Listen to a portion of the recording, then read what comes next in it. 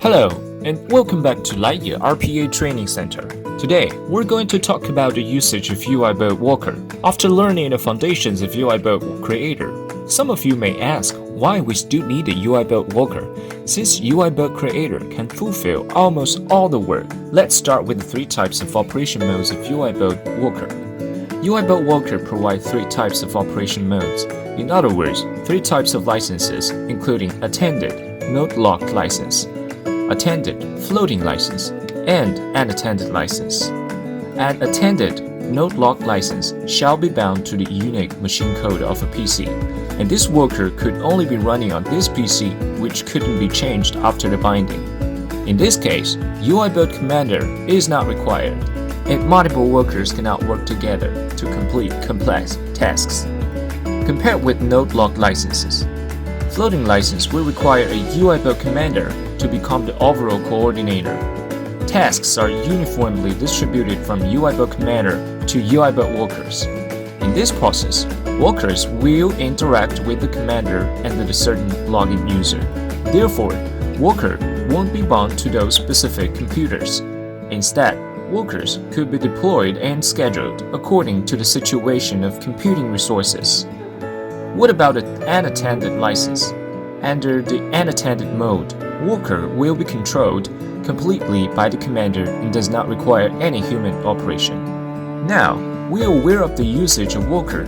Let's talk about how to publish and import the process. For the first step, we need to publish the process from UiBot Creator.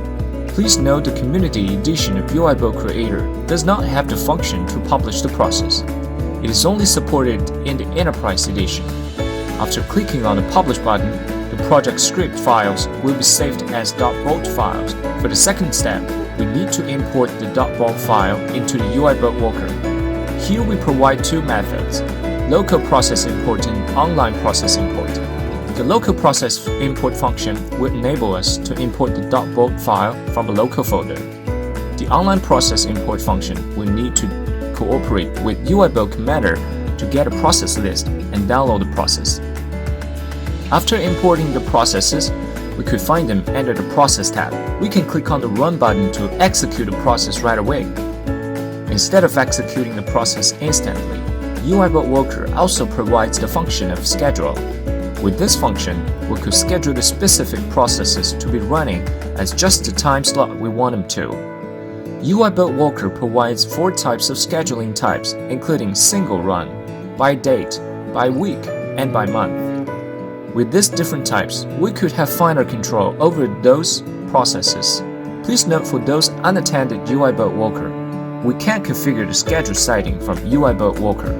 Instead, we have to set that from UiBot Commander, since UiBot Commander takes the overall control over unattended UiBot Workers. Besides, UiBot Worker provides the Operation Records function to enable us to check the history statistics of the processes. This concludes our video on the usage of UiBot Worker. Thank you for watching.